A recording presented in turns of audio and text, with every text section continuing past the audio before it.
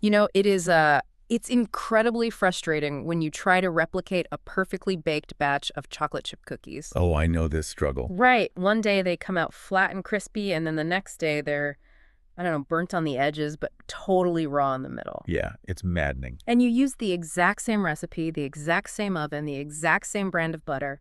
So why is it so impossibly hard to achieve perfect consistency? Well, it's a universal struggle, really. Largely because we crave consistency, but, the universe leans heavily toward chaos. Very good. Even in your kitchen, you're dealing with microscopic variables. I mean, the humidity in the air changes how the flour absorbs moisture, or the butter might be like 2 degrees warmer today than it was yesterday. Right, those tiny things add up. Exactly. And whether you're baking cookies or, say, manufacturing millions of microchips in a multi-billion-dollar plant, maintaining a stable, repeatable process is arguably one of the hardest engineering challenges we face. And that is exactly our mission for today's deep dive. We're looking at a methodology called Statistical Quality Control, Yes. specifically focusing on the DMAIC framework. That's define, measure, analyze, improve, and control. We are going to shortcut you to becoming an expert in how the world's best organizations eliminate waste and achieve near-perfect consistency. It's powerful stuff. Okay, so let's unpack this. We aren't just talking about factory assembly lines here. We're looking at a universal philosophy of problem solving. This applies to everything from semiconductor microchips to processing your annual income tax returns. Absolutely.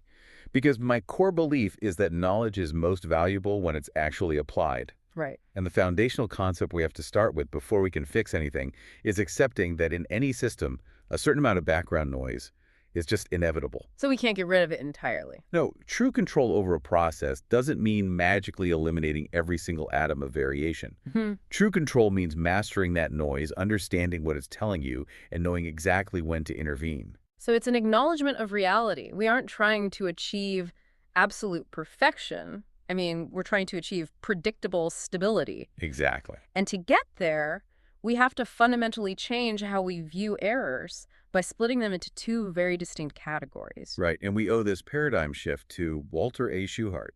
He was a physicist at Bell Labs back in the 1920s. The 1920s, wow. Yeah, way back. He divided variation into chance causes and assignable causes. Okay, chance and assignable. Yeah, so chance causes are that inherent unavoidable background noise we just mentioned.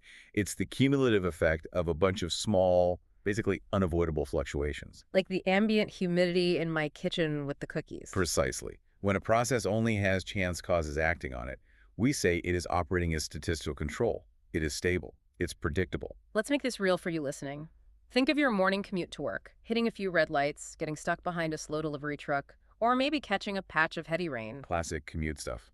Exactly. That is all just chance cause variation. It's the expected background noise of driving. Your commute might take 25 minutes one day and 28 minutes the next, but it is fundamentally stable. Right. But if you hit a massive pothole and blow out your front tire, that is an assignable cause. That's an out-of-the-ordinary event that completely derails the system. What's fascinating here is that the ultimate goal of statistical process control isn't just to react to the blown tire. What do you mean? Well, it's not about sorting the bad cookies from the good cookies after they come out of the oven. If you're inspecting products at the end of the line, you've already paid for the materials, the labor, the machine time. You've basically paid to build garbage. Oh, yeah. That's a total waste of money. Exactly. Yeah. The goal is to detect the assignable cause before you manufacture a bunch of non-conforming, ruined units. We want to identify the root cause and eliminate it so it never happens again. Which means we're hunting for these assignable causes hiding inside all that background noise. And to do that, we need a highly specialized tool. We do. We're going to cover what are known as the Magnificent Seven problem-solving tools, but we have to start with the most sophisticated one. That's the Shewhart control chart. It is essentially the heartbeat monitor of industry. A heartbeat monitor. I like that. Yeah, the control chart is a visual display of a quality characteristic over time. So imagine a graph. On the horizontal axis, you have time, or the sample number. Okay, time on the bottom. Right. On the vertical axis, you plot the specific measurement you care about. And right down the middle, you draw a center line.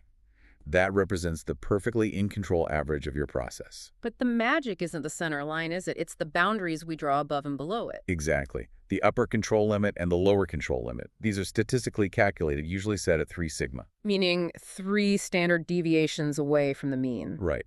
And the statistical principle operating here is that if the process is truly in control, meaning only those mundane chance causes are present, nearly all of your sample points will fall naturally between those two limits. Let's look at semiconductor manufacturing for a second. There's a step called the hard bake process, where they literally bake the silicon wafers to make the photoresist material adhere better. A very delicate process. Super delicate. They measure something called the flow width of this material. In their ideal state, the target mean is 1.5 microns, with a standard deviation of 0.15. Okay. So they take a sample of 5 wafers every single hour, measure the flow width, average it out, and plot that single dot on the control chart. And as long as the dot stays between the upper and lower 3 sigma limits, the process is humming along just fine. But the moment a point plots outside those control limits, it is an alarm bell. Bam. Yeah. It is mathematical evidence that the process is out of control. An assignable cause, a blown tire, basically has likely entered the system. I have to challenge this premise, though. A chart doesn't fix a broken machine, it just tells you it's broken. That's a fair point. If we just draw lines on a chart and sound an alarm when a dot goes outside the lines, aren't we just treating the symptom? How does drawing a dot on a graph actually fix anything on the factory floor? That is a crucial distinction, and you're entirely right. The chart itself fixes absolutely nothing. See? The chart only detects the presence of the cause. What actually fixes the process is the OCKP, the out-of-control action plan. OCP, out of control action plan, that sounds like corporate jargon. It does a bit. Is that just a heavy binder that sits on a shelf until a safety auditor shows up, or does it actually do Well, stuff? it is the absolute engine of the entire system. An OCP is a living document, usually a highly detailed flowchart. Oh, a flowchart. Yeah, and it forces management and operators to find the root cause of the problem rather than just applying a cosmetic bandage. Hmm. A control chart without an OCP is basically useless. So what does that look like in practice? In that semiconductor hard bake example, if the chart signals an error, the operator doesn't just guess what to do. The OCAP explicitly dictates the sequence of events. First, it asks, was the data entered correctly? Simple sanity check. Right. If yes, move to step 2. Check if the hot plate is in calibration. If it is, verify the temperature and time settings. It gives them specific physical adjustments to make. And if these fail? It explicitly tells them when to escalate and call in process engineering. It forces a systematic, methodical investigation. Okay, so the dots help us find the boundaries, but how do we even know where to draw those boundaries in the first place? I mean, if you are starting a brand new process, you don't have a center line yet. That is where we have to distinguish between phase I and phase II of a control chart. Phase I and phase II. Yeah, phase I is purely retrospective. You take your messy initial data, maybe the first 30 batches you ever ran, and you plot it. You're basically clearing the brush. Just getting a baseline. Exactly. You identify the wild outliers, figure out what went wrong, fix those specific issues, and then recalculate your limits without that bad data. You keep doing this until the process stabilizes. So phase I is just getting the wild horse into the pen. Precisely. Once the process is stable and the limits are reliable, you transition to phase II. And phase II is Active, real-time monitoring of a stable process to make sure it doesn't wander off. But here's where it gets really interesting. What happens if you are in phase II and all the dots stay safely inside those upper and lower control limits, but they start behaving weirdly? Oh, this is the good stuff. Right. We have to move from simple boundary limits to advanced pattern recognition. Yes, because even if every data point is technically within the limits, a non-random pattern is a massive red flag. Think about flipping a coin. Okay. If you flip a fair coin, you expect roughly an equal number of heads and tails. But if I flip it and get heads 8 times in a row, I'm going to check if it's a trick coin. Right.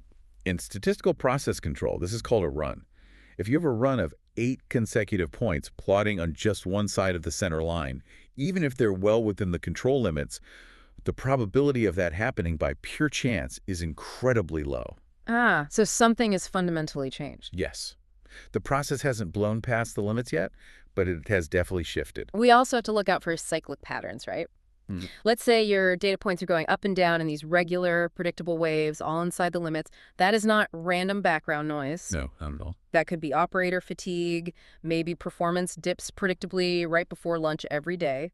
Or it could be heat building up in a machine over a few hours, peaking and then cooling down. To catch these highly nuanced patterns, quality engineers use a set of criteria called the Western Electric Rules. Sometimes they're called zone rules. Zone rules, okay. They divide the control chart into zones using 1 sigma and 2 sigma warning limits. So, for example, if 2 out of 3 consecutive points plot beyond the 2 sigma warning limit, Even if they don't break the 3 sigma barrier. exactly, or if 4 out of 5 points plot beyond the 1 sigma limit, the system flags an out-of-control alarm. It increases the sensitivity of the chart so you can catch smaller, subtle shifts much faster. Well, if these Western electric rules make the chart more sensitive, why wouldn't I just turn on every single rule and warning limit at the same time? Let's make my system ultra sensitive to any tiny change. Better safe than sorry. Well, I'm so glad you asked that because this leads to one of my absolute favorite pieces of statistical research. Champ and Woodall looked into this exact scenario. And what did they find? The math here is just beautifully counterintuitive. We measure a control chart's performance using something called average run length, or ARL. It is the average number of samples you take before you get an alarm. Okay, so if my process is perfectly stable, I want that ARL number to be as high as possible. I don't want false alarms. Exactly. If you just use the standard 3 sigma limits on a perfectly stable in-control process, your ARL is 370. So one false alarm every 370 samples. Right. It's rare. But Champ and Woodall found that if you turn on all the Western electric sensitizing rules at the same time, your in-control ARL drops dramatically, down to 91. Wow, so you go from one false alarm every 370 checks to one every 91 checks. That's a huge difference. Yes, you are stopping production, initiating the OCAT, and forcing your team to hunt for an assignable cause that doesn't actually exist 4 times as often. That sounds exhausting. You end up exhausting your team. It's basically a statistical boy who cried wolf scenario. And eventually, the operators will just start ignoring the alarms entirely. You have to balance sensitivity with reality. So the Champ and Woodall study proved we can't just rely on hypersensitive charts without burning out our teams. If the control chart is just a smoke detector, what tools are our fire extinguishers? How do we actually put the fire out when a real alarm rings? That requires the rest of the Magnificent Seven. The control chart is just one. What are the others? The others are check sheets, Pareto charts, cause and effect diagrams, often called fishbone diagrams, defect concentration diagrams, and scatter diagrams. Let's dissect how these actually work, starting with the defect concentration diagram. It is exactly like a true crime detective sticking pins in a map to find a serial killer's pattern. I love that analogy. Take refrigerator manufacturing, for example. A plant was getting all these surface finish defects, scratches, chips, and dents on the doors. Just random damage. Well, that's what they thought. But they didn't just count them. They literally took a picture of the refrigerator and shaded in exactly where the physical defects were happening on the unit. By visualizing the physical location, a clear pattern emerged that numbers on a spreadsheet could never show. Totally. The defects were highly concentrated right around the middle and the extreme corners. So what was the cause? By looking at that specific map, they realized it was a materials handling issue. The moving belts they were using to transfer the refrigerators down the line were attaching at those exact spots. The belts were either too tight, worn out, or abrasive. The physical pattern solves the crime. And sometimes, solving the crime requires chaining several of these tools together. There is a brilliant case study about a printed circuit board facility. Oh, the copper plating one? Yes. They were plating these boards with copper, but they had a massive backlog, terrible cycle times, and unacceptably high defect rates. Management needed to fix it. So what did they do? Well, they formed a cross-functional team, an operator, a manufacturing engineer, and a quality engineer. They started with a cause and effect diagram, the fishbone. Right. They used it to brainstorm every possible reason why the automated plating machine kept going down. But when they looked at the equipment logbook to verify their guesses with actual data, the logbook was totally useless. Of course it was. It just said, machine down, with a timestamp. It offered no diagnostic details. So they had to build a check sheet. And not a complex software system, just a simple piece of paper with tally marks. Just a paper and pencil. Every time the machine went down, the operator had to tally exactly why based on the categories they brainstormed on their fishbone diagram. And after 6 weeks of collecting real data, they translated those tallies into a Pareto chart. Which is a bar graph that sorts issues from most frequent on the left to least frequent on the right. Right. It visualizes the 80-20 rule, separating the vital few problems from the trivial many. And that Pareto chart completely shifted their perspective. It revealed that concentration variation, specifically something called colorimeter drift, was causing a massive amount of the downtime. So they were aiming at the wrong target entirely. Entirely. So they rebuilt the colorimeter. But they didn't stop there. To actually fix the root chemistry issue causing brittle copper on the boards, they used another advanced tool, a designed experiment. Wait, let's break that down. Usually, if I want to figure out what's wrong with my cookie recipe, I change one variable at a time. I change the temperature, see what happens. Then the next batch, I change the baking soda. A very common approach. But a designed experiment, specifically a fractional factorial experiment, changes multiple things at once. How does the math not get hopelessly confused? Because variables in the real world don't operate in a vacuum.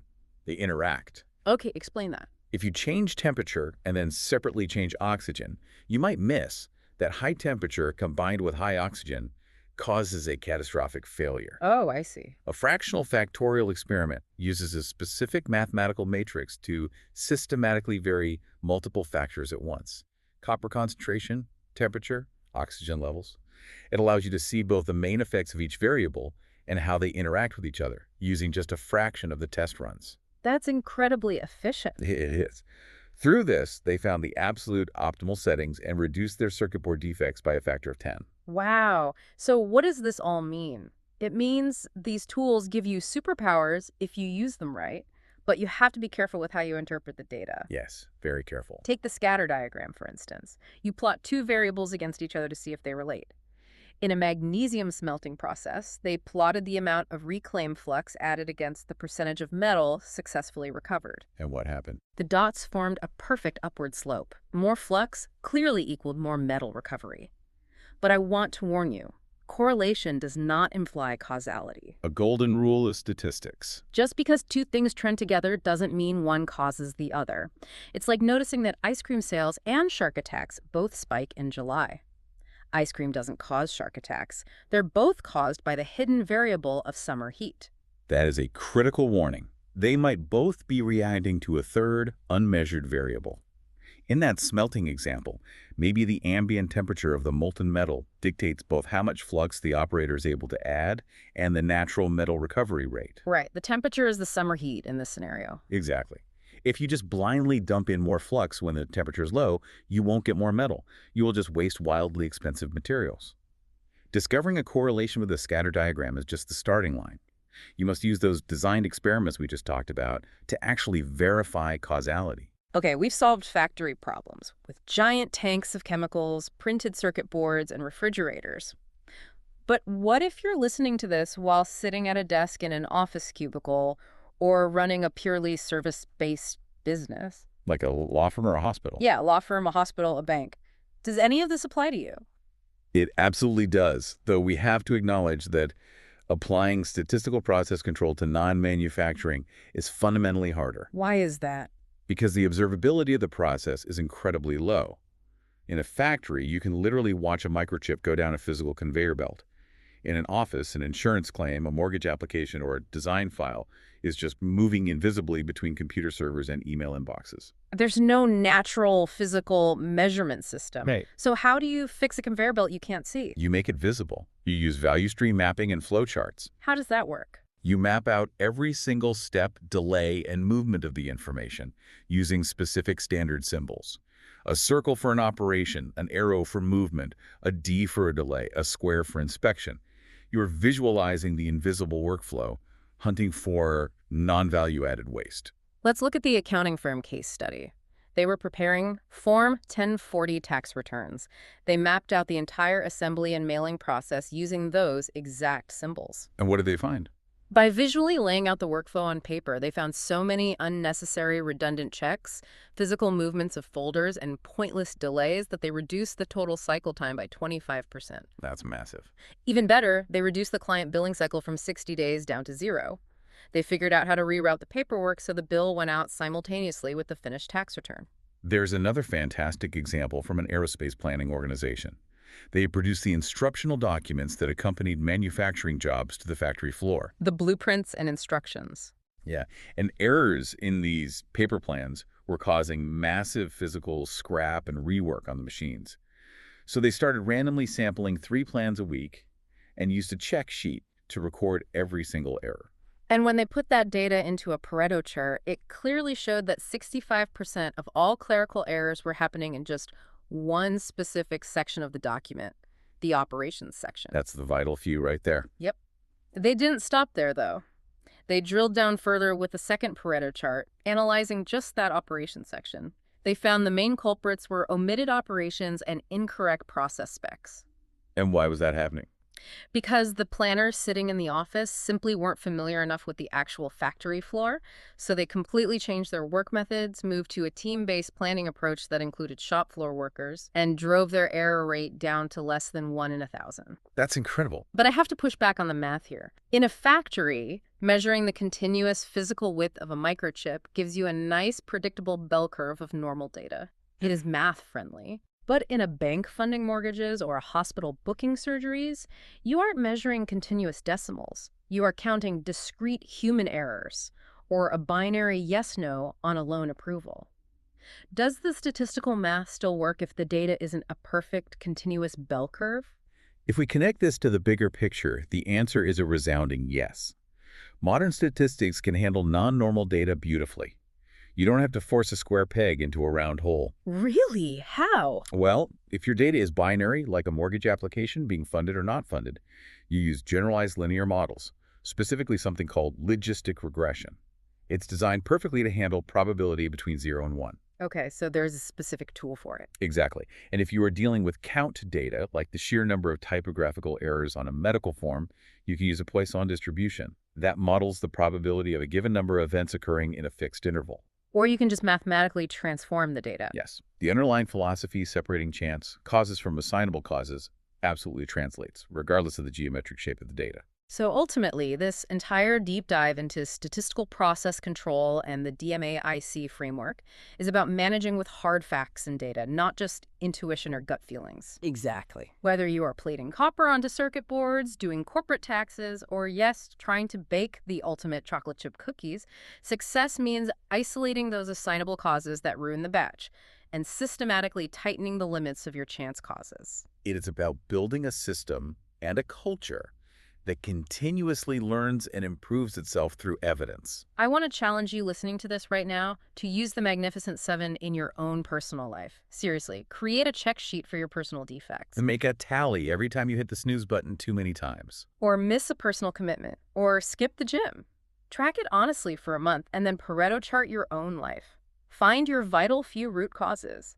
You might just find the assignable cause holding you back. The patterns you uncover in your own behavior can be remarkably illuminating when you finally put them on paper. They really can. But I want to leave you with a final, slightly provocative thought to mull over. As we use value stream mapping and control charts to ruthlessly eliminate all variability and non-value added time from our modern service workflows, we have to ask ourselves, at what point does human unpredictability become classified as a defect? Oh, that's a deep question. The very friction, the wandering minds, the accidental collisions of thought that is often exactly what creates innovation, breakthrough ideas, and art. Is there danger in engineering the chance causes of human creativity completely out of our daily lives? If we perfectly control the oven to the microscopic degree, do we lose the joy of the accidental, perfectly gooey cookie? Something to think about.